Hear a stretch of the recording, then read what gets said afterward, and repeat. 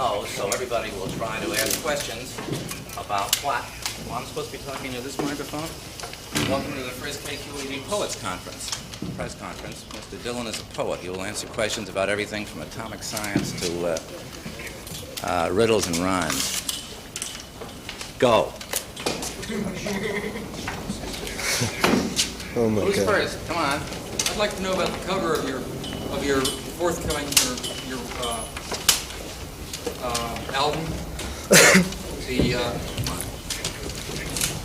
one with subterranean music blues in it. I'd like to know about the meaning of the photograph with you and the wearing a Triumph T-shirt. What did you want to know about it? Well, I'd like to know that that's an equivalent photograph. It means something. It's got a philosophy in it. And I'd like to know. I'd like to know visually what it represents to you, because you're a part of that.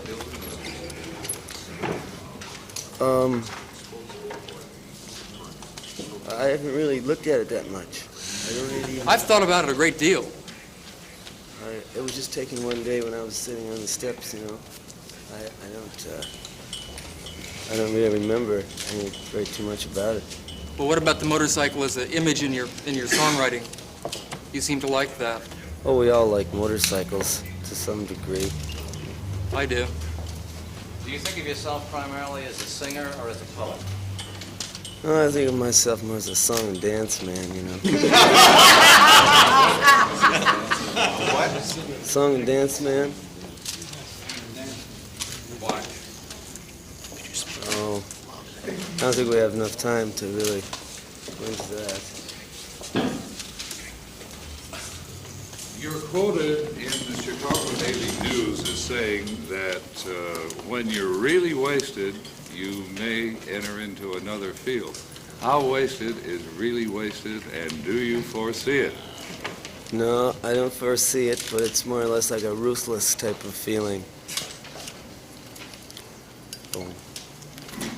Very ruthless and intoxicated to some degree.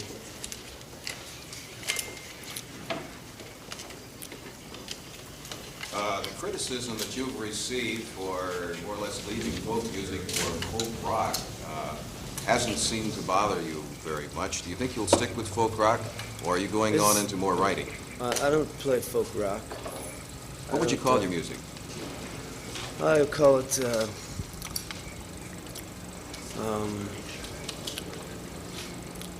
like to think of it more in terms of vision music. It's mathematical music. Would you say that the words were more important than the music? The words are just as important as the music. There would be no music without the words. Which do you do first, ordinarily? The words. Do you think there will ever be a time when you will paint or sculpt? Oh, yes. Oh, sure. Do you think there'll ever be a time when you'll be hung as a thief?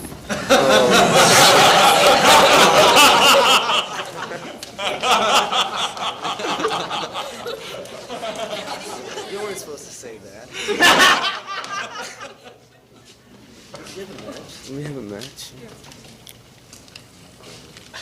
Thanks.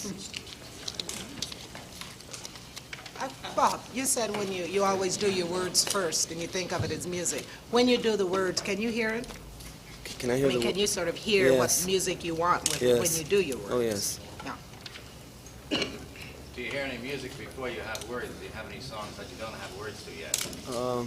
Sometimes on very gentle instruments, not on the guitar though.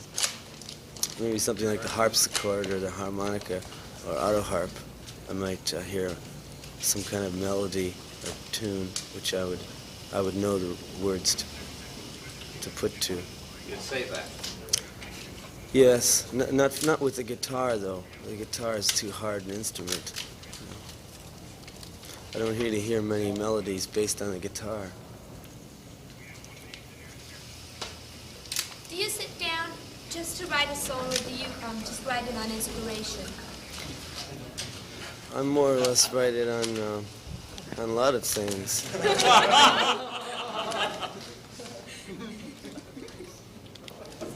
What poets do you dig? Oh,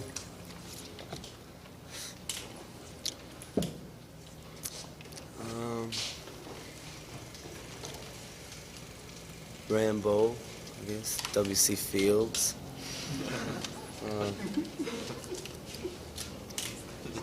The family, you know, the trapeze family in the circus.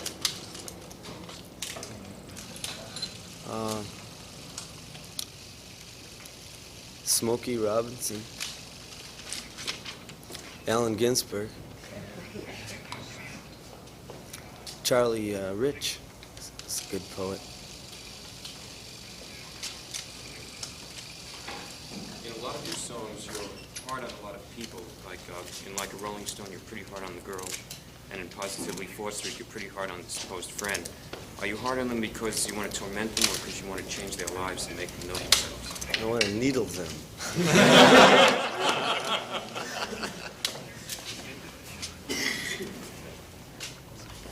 Do you still sing your older songs? No. I just saw a songbook last night. I don't really see too many of those things, but there's a lot of songs in those books I haven't even recorded, you know. I've just written down, you know, and put little tunes to, and they've published them. I haven't sung them, though. A lot of the songs I just don't even know anymore, even the ones I did sing. There doesn't seem to be enough time, you know. Did you change your program when you went to England? No, I finished it there. That was the end of my older program. I didn't change it. It was developed, and by the time we got there, it was more or less. I knew what was going to happen all the time, you know. I knew how many encores there was, you know, which songs they were going to clap on the loudest, and all those kind of things. On a concert tour like this, do you do the same program night after night? Oh, sometimes it's different. I think we'll do the same one here in this area, though. Did you in England do any of the songs like Subterranean? No, I didn't work with the band there. Will you be working with the band here? Oh, yeah. Thank you very much.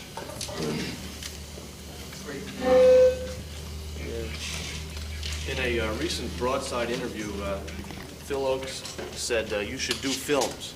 Do you have any plans to do this? No, I don't. I do have plans to make a film, but not because anybody said I should do them. Yeah. How soon will this be? Next year, probably. Can you tell us what it'll be about? It'll be just another song.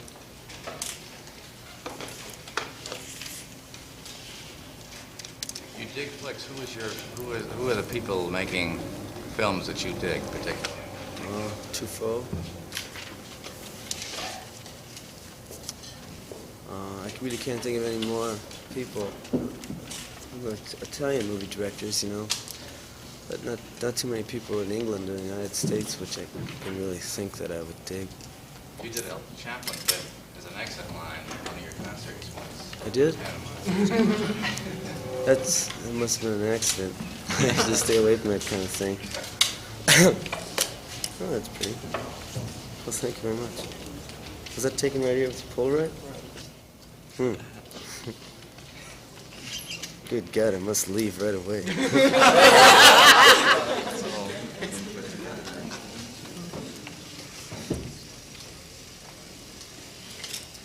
What do you think of people that analyze your songs? Do they usually end up with the same meaning that you wrote? Or I welcome them with open arms. University of California mimeographed the lyrics to all the songs on the last album and had a symposium discussing them. Do you welcome that? Oh, sure. I'm just kind of sad I'm not around to be a part of it, but It would have been pretty wild if you had been. Yeah.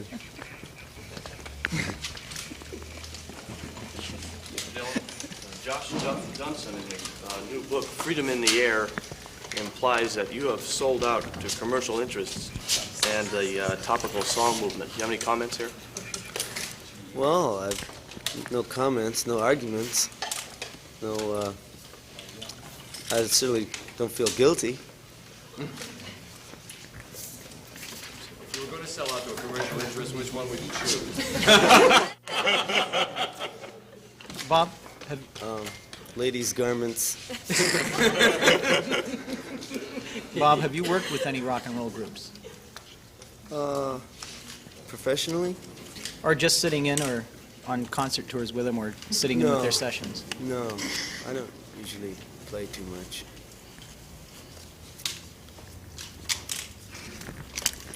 Do you listen to other people's recordings of your songs?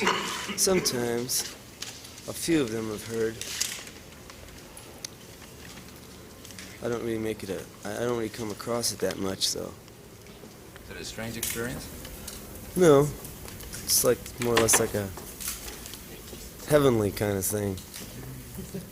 What do you think of Joan Baez's interpretations of your earlier songs? You mean the one I haven't heard her latest album, or the one before that. I heard one, she does them all right, I think. What about Donovan? What do you think? Colors? What do I think of Donovan Colors? Yeah. Do you think he's a good poet of love ballads? No. He's a nice guy, though. I'm shattered. Huh? I'm shattered. Well, you needn't be. Are there any young folk singers or rock groups that you would recommend for us to hear? I'm glad you asked that.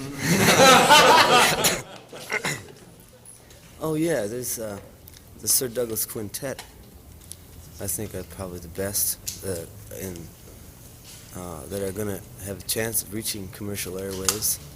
They already have with a couple songs. What about Paul Butterfield's group? They're good.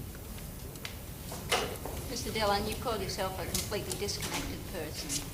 Would you like to No, elaborate? I didn't call myself that. I should have drove those words in my mouth. I saw that in the paper.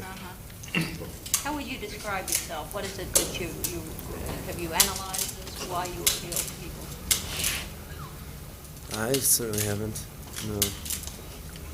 Mr. Dillon, I know you dislike labels, and probably rightly so, but for those of us who are well over 30, could you label yourself and perhaps tell us what your role is? Well, sort of label myself as well under 30. And my role is to, to just stay here as long as I can. Mr. Dillon. That you share Phil Oak's concern that he expressed in a recent broadside having to do with the fact that, well, he feels that it becomes increasingly dangerous for you to... You can't hear? No. Phil Oakes wrote something in a recent broadside magazine to the effect that you have twisted so many people's wigs that he feels that it becomes increasingly dangerous for you to perform in public before an audience. Well, that's the way it goes, I can't apologize, certainly. Did you envision a time when you would give 5 concerts in one area like this within 10 days? No. No, this is all very new to me. If you were draftable at present, do you have any feelings of what your actions might be? No. I probably just do what had to be done. What would that be?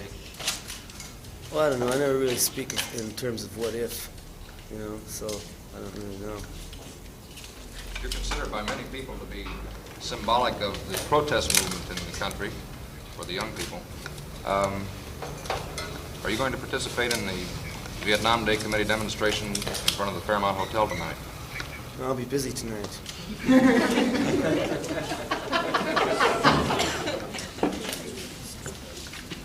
You planning any demonstrations? Well, we thought of one.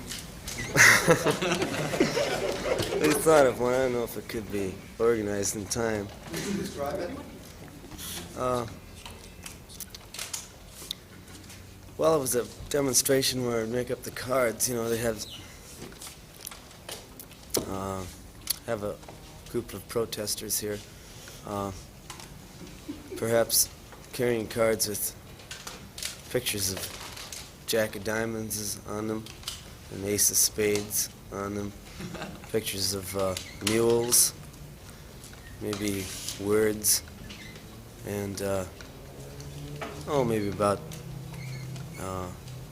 30,000 of these things printed up, and just picket. Carry the signs and picket. What words? In front of the post office. What? What words? Oh, words. Camera. Microphone. Loose. Just words. Do you consider Names of yourself a some famous politician? people. Huh? I'm sorry. Oh, do you consider yourself a politician? Do I consider myself a politician? Well, I guess so. I have my own party, though. Have a name? No, there's no presidents in the party. There's no presidents or vice presidents or secretaries or anything like that, so it makes it kind of hard to get in. Is there any right wing or left wing to that party? No, it's more or less in the center. Kind of on the uppity scale. Do you think your party could end the war with China?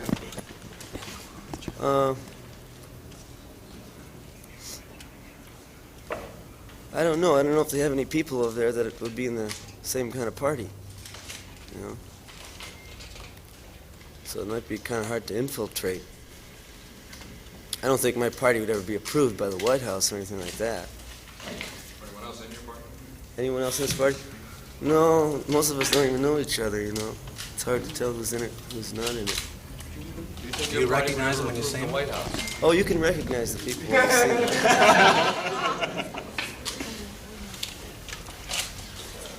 Are there still tickets available for your concerts in this area? I don't know. I would imagine so. At least for some, I guess. How long do you think before your party will win? Gee, I don't know. I could answer that, you know, but it would mean something different probably for everybody, so we want to keep away from those kind of things here. What did you mean when you said, I don't think things can work out in an interview recently in Chicago? I don't know. Talking about- What things were we talking about? You said, I don't think things can turn out, I've accepted it, it's a sadness. No, Sort of no, like no, having no. no No, it's not. I don't think things can turn out. I don't think anything you plan ever turns out the way you plan it. That's all. Is this your philosophy? No. No. Doesn't mean anything.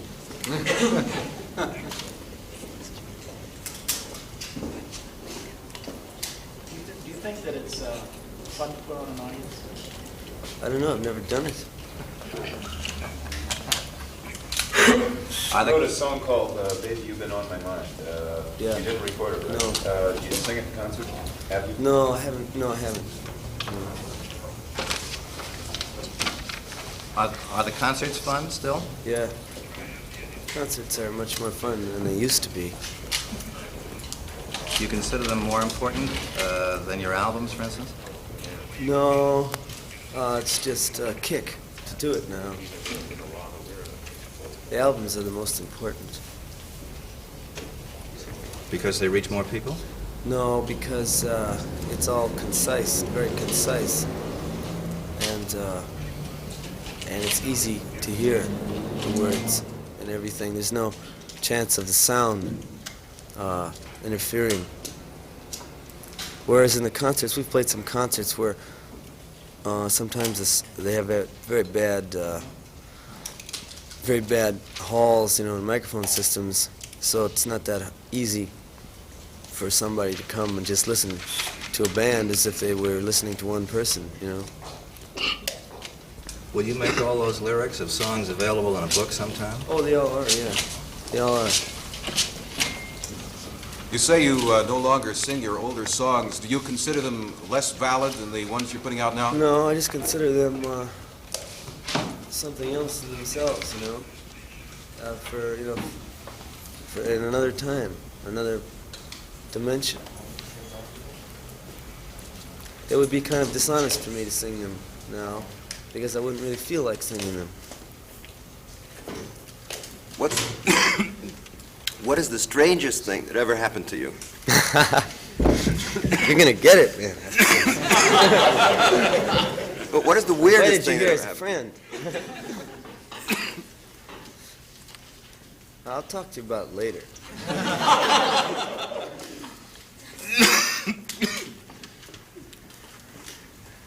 I wouldn't do that to you. What areas in music that you haven't gotten into do you hope to get into?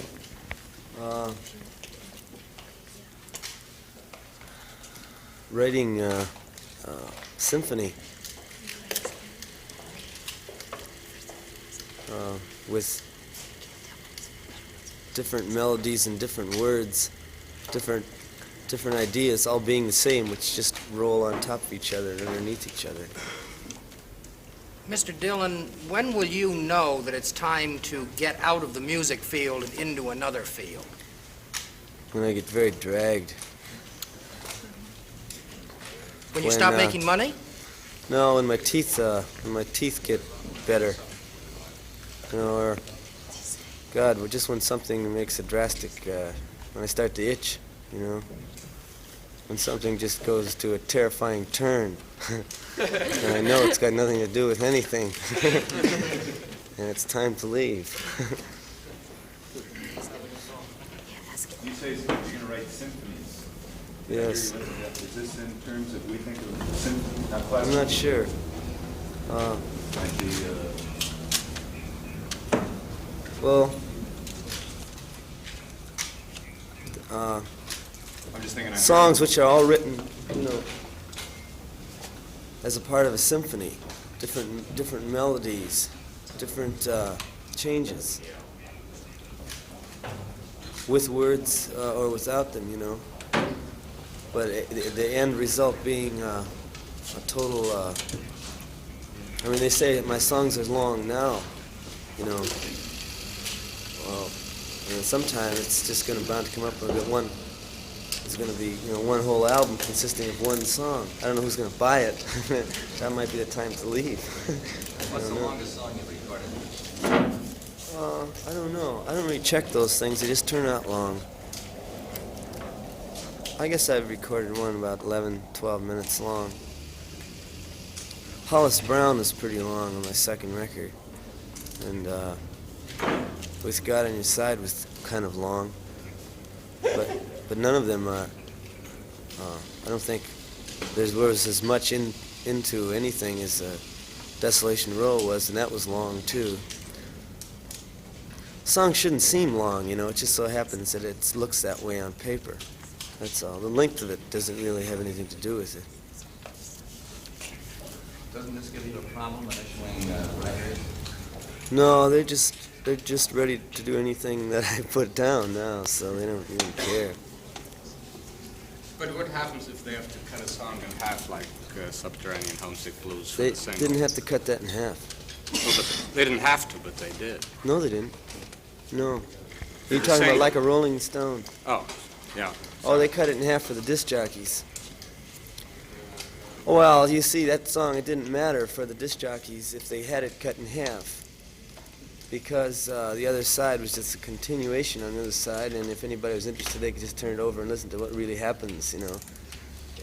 But we just made a song the other day which came out 10 minutes long, and I thought of releasing it as a single, but there was just, they would have easily released it and cut it up, but it wouldn't have worked that way, so we're not going to turn it out as a single.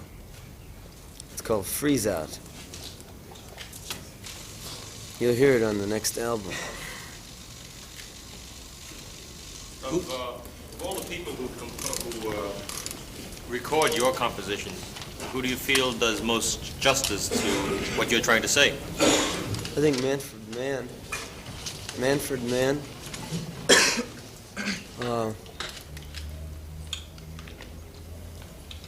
They've done the songs They've done about 3 or 4, and each one of them has been right in context of what the song was all about.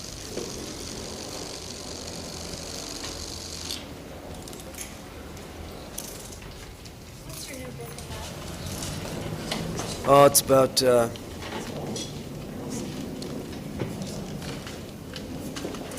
just about all kinds of different things.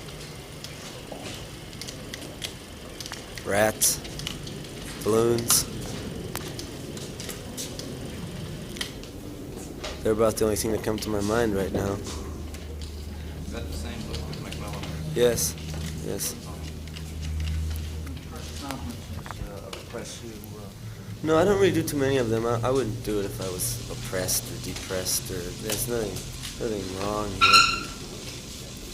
Seems kind of silly I'm up here, that's all, but How would you define folk music? how did I define How would you music? define folk music? As a constitutional replay of mass production. Do you call your songs folk songs? No. Are protest songs folk songs? I guess if they're a constitutional replay of mass production. Do you prefer songs with a subtle or obvious message? With a what? A subtle or obvious message. I don't really prefer those kind of songs at all.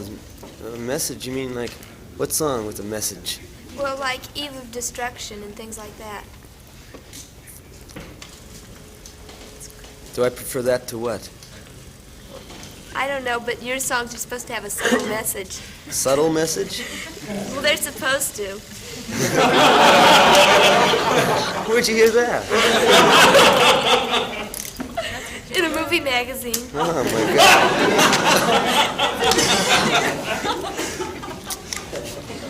Oh, my God. Well, we don't discuss those things here. Are your songs ever about real people, like, occasional poetry? Sure they are. They're all about real people. Particular one? Particular people? Sure. I'm sure you've seen all the people in my songs at one time or another. Who's Mr. Jones? Mr. Jones, I'm not going to tell you his first name. I get sued. What does he do for a living? He's a pin boy.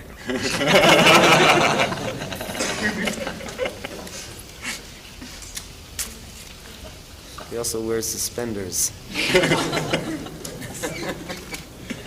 Can you explain your attraction as a performer and a writer?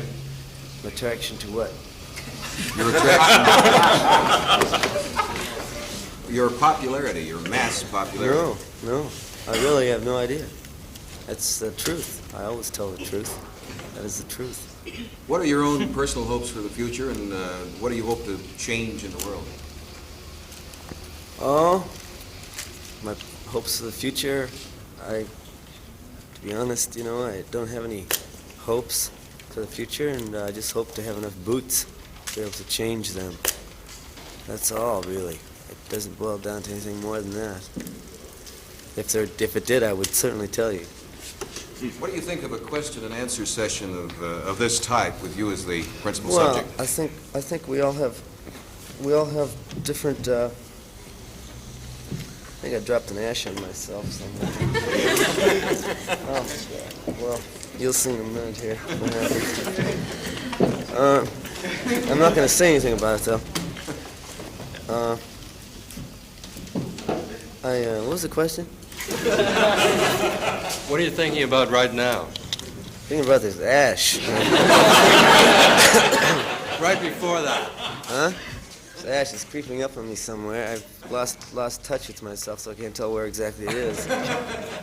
Was that an inadvertent evading of the question? No, about I didn't. What you feel about meetings of this kind, question and answer sessions? Oh, no. where you are I the subject? just know in my own mind that You we think all they're have a different idea of all the words we're using.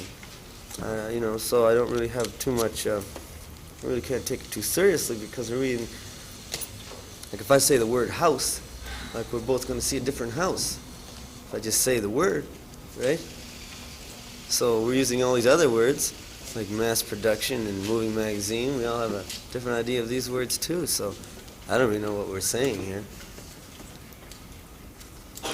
Why do you bother to write? No, it's not pointless. If you want to do it, and you're there, it's not pointless. I mean, no, it doesn't hurt me any. You just said it. Is there anything in addition to your songs that you want to say to people? Good luck. Then, You don't say that in your songs. Oh yes, I do. Every song tails off with good luck. I hope you make it. Why? I couldn't hit most of what you Who are said. you? Get the camera on this person over here. What do you bother to write the poetry for if we all get different images? And we don't know what you're talking about. Oh, because I've anyway? got nothing else to do, man.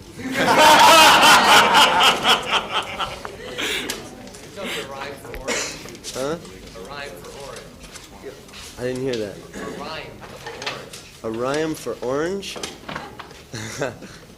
Just a rhyme for orange?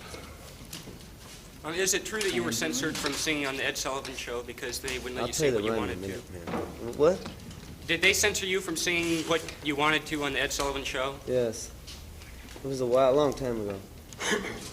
What did you want to sing? I don't know. It was some song which I wanted to sing, and they said I could sing. It's more to it than just censorship there. They actually said I could sing the song, but when we went through the rehearsal of it, guy came back afterwards and says that I said I have to change it. And he said, can't you sing some folk song like the Clancy Brothers do? And I didn't know any of their songs, and so I couldn't be on the program. That's what it came down to.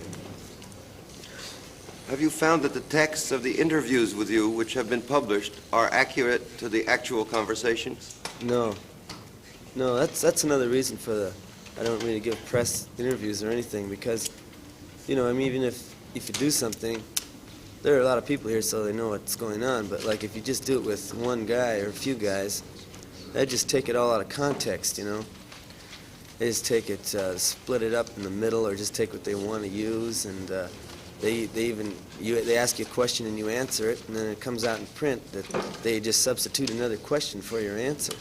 That makes you just sound like the way it's not really truthful, to do that kind of thing. So I just don't do it.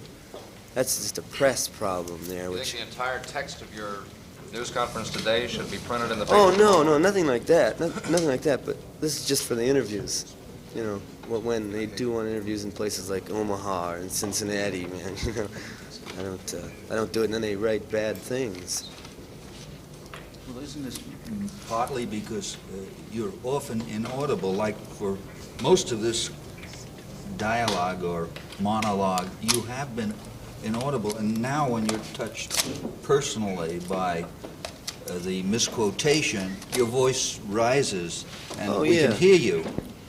Yeah, well, I just realized that maybe the people in the back there can't hear me, that's all. I was going to ask you whether you're, in your songs you sing out. Yes, I do.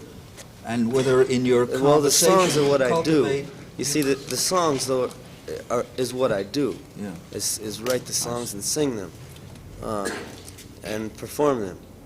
That's what I do. The performing part of it could end, but I'm going to be writing these songs and singing them on records for, I see no end right now. That's what I do. Anything else just interferes with it. I mean, anything else trying to get on top of it, making something out of it, which it isn't, it just brings me down. And it's just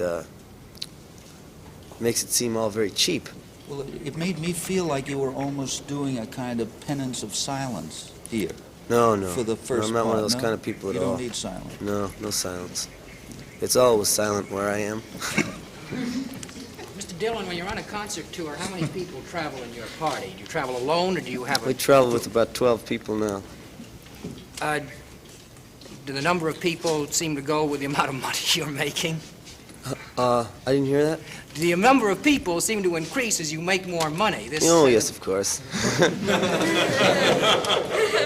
Is that known as Dylan's Why do you Law? need so many people when you travel on Well, this we have the concert? band. We have 5 in the group, and we need other things. We have to. It's a lot of electronic equipment now, a lot of different things which have to be taken care of. So we need a lot of people. We have 3 road managers, and things like that. We don't make any big public presentations though. Like we never come into town in the limousines or anything like that. We just go from place to place, and do the shows. That's all. You fly in your own plane? Do you have a private plane? Yes. What? Do you have to get in a certain type of mood to write your music? Yeah, I guess so. A certain type of mood, if you want to call it that. Do you find that you're perhaps more creative at a certain time of the day? Yes, I feel that way. Like a night writer? I wouldn't say night has anything to do with it. Have you ever sung with the Beatles? No. Well, I think we may have messed around in London, but I don't think anything serious. Were you ever to play a dance? Huh? Were you ever to play for people to dance? No. It's not that kind of music. It is. Well, what can I say? You must know more about the music than I do. How long have you been playing it? Do you find that when you're writing, yes. Do you find that when you're writing that you sort of free associate often? You just let your No, mind it's all go? very clear and simple to me. These songs aren't complicated to me at all. I know what they all are all about. There's nothing hard to figure out for me. I wouldn't write anything that I can't really see. I didn't mean it that way. I meant that when you're creating a song, are you doing it more or less at a sort of a subliminal level where you're letting your mind just flow? No, my Or mind you're goes like that you're whether I was very writing or conscious not. of each step, each word. No, that's the difference in the songs I write now in the past year or so. The last year and a half, maybe 2, I don't know. But the songs before, up till one of those records, I don't know. I wrote the 4th record in Greece. I was thinking So there of was a that change one, there. But the records before that, I used to know what I wanted to say before I used to write the song, you see. All the stuff which I had written before, which wasn't song, which is on a piece of toilet paper when it comes out like that, that's kind of stuff I never would sing because people would, I know people just would not be ready for it. But I just went through that other thing of writing songs, and I couldn't write like it anymore. It was just too easy, and it wasn't really right. I would start out, I would know what I wanted to say before I wrote the song, and I would say it, And it never really would come out exactly the way I thought it would, but it came out, it touched it, But now, I just write a song, like I know that it's just going to be all right, And I don't really know exactly what it's all about, but I do know the minute and the layers of what it's all about. What do you think about your song, It's All Right, Ma, I'm Only Bleeding? It happens to be my favorite one. God bless you, son. No, I haven't heard it for a long time. I couldn't even sing it for you, probably. How long does it take you to write? It's usually not too long time, really. I might write all night and get one song out of a lot of different things I write. How many have I written?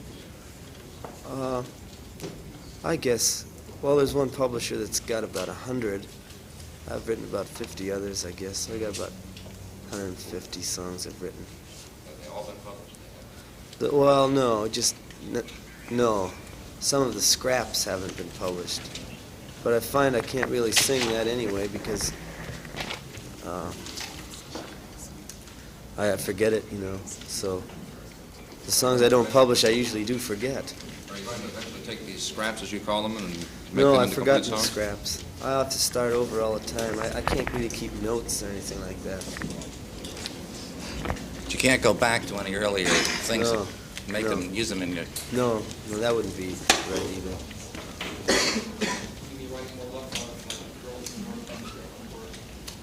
Yeah, if it happens, That was a very, are you the same cat that was sitting over there?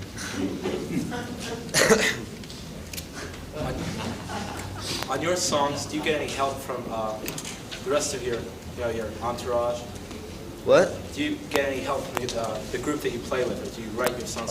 Robbie, lead guitar player, sometimes we play the guitars together. Something might come up where I know it's going to be right. We just sitting around playing, so I can write up some words. I don't get any ideas, though, to any kind of ideas of what I want to, what's really going to happen here. Why do you think there's no luxury? I don't know. I'm not a reporter. I'm not a newsman or anything. I'm not even a philosopher. I have no idea. I would think other people would know, but I don't think I know. When you get too many people talking about the same thing, it tends to clutter up things, so everybody asks me that, so I realize they must be talking about it, so I'd rather stay out of it and make it easier for them. And when they get the answer, I hope they tell me. Has there been any more booing when you played electric Oh, there's guitar? booing. You can't tell where the booing's going to come up. Can't tell at all. It comes up in the weirdest, strangest places. And when it comes up, it's quite a thing in itself.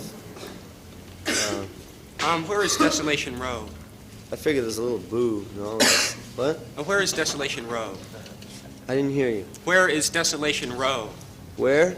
Yeah. Oh, that's someplace in Mexico. It's across the border. It's noted for its Coke factory.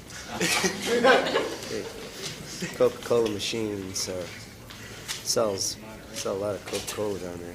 Where's Highway 61? Highway 61 it exists. That's out in the middle of the country.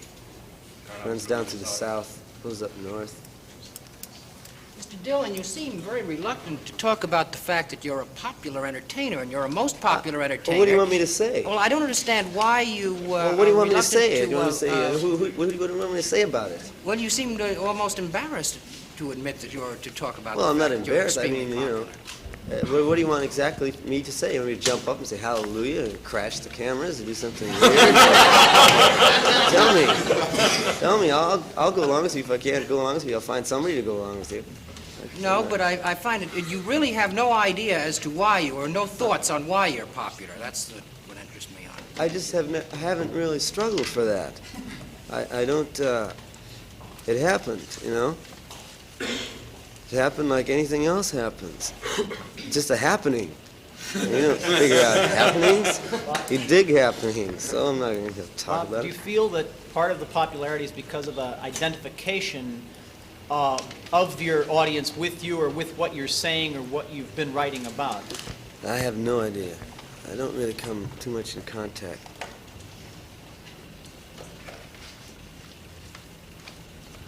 Does it make life more difficult?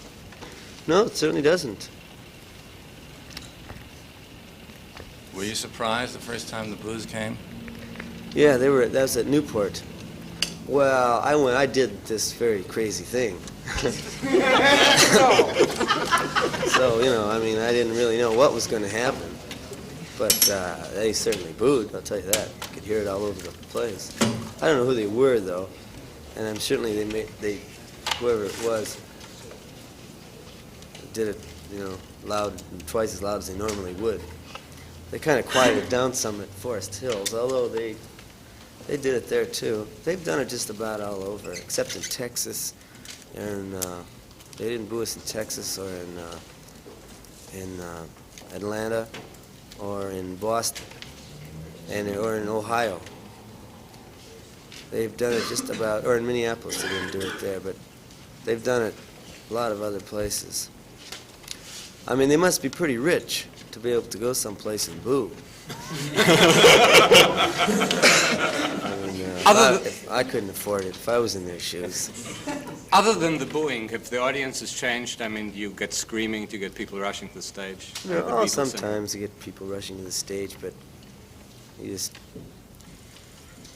turn them off very fast. kick them in the head or something like that. They get the Going back picture. to what you said a minute ago about not really being concerned and not really knowing why you are in the midst of this popularity.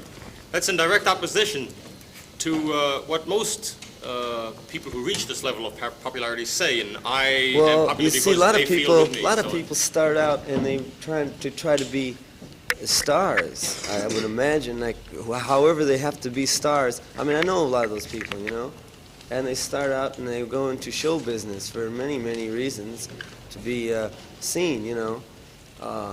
I started out, you know, like had nothing to do with it when I started. I started from New York City, you know, and there just wasn't any of that around.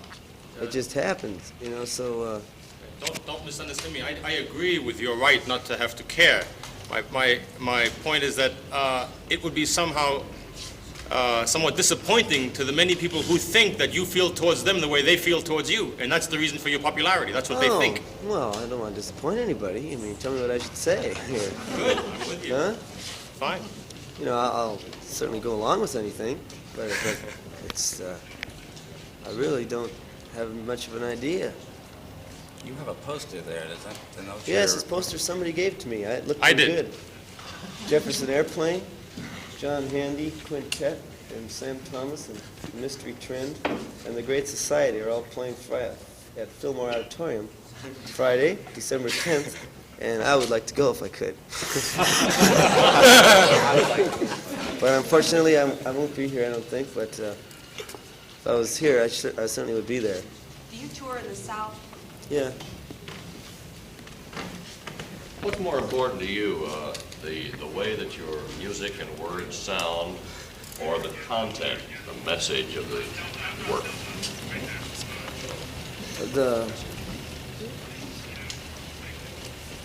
The whole thing while it's happening, the whole total sound of the words, what's really going down is it either happens or it doesn't happen, you know. That's what I feel is just the thing which is happening there at that time. That's what we do, you know. That is the most important thing. There really isn't anything else. I don't know if I've answered your question. Well, you mean it might happen one time and might not happen Oh the yeah, next we've time had with the some same bad song? nights, you know. But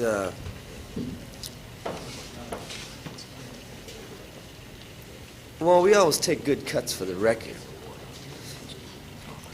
The records are always made on good cuts, and in person it just, most of the time it does come across. Most of the time I do feel like, you know, playing.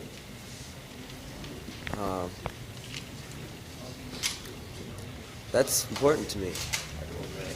The aftermath, or whatever happens before and after, is not really important to me. Just the time on the stage and the time that we're singing the songs and performing them. Or not really performing them, even just letting them be there. Bob, we promised to spring you at a certain Yeah, time, what which is now, it's now 2 o'clock. Okay. Thank you very much. All right. I'd like, incidentally, to suggest that Mary Ann Pollard explain the...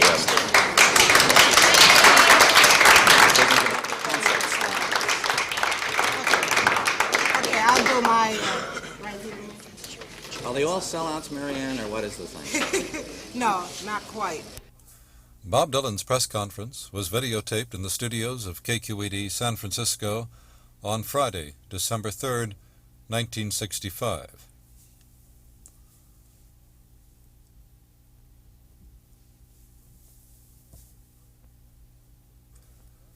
The program was produced for KQED by the critic and jazz columnist Ralph J. Gleason. Huh? No. You don't need to call. No. Where you'll go. You know where it is? It's very close to where you sit.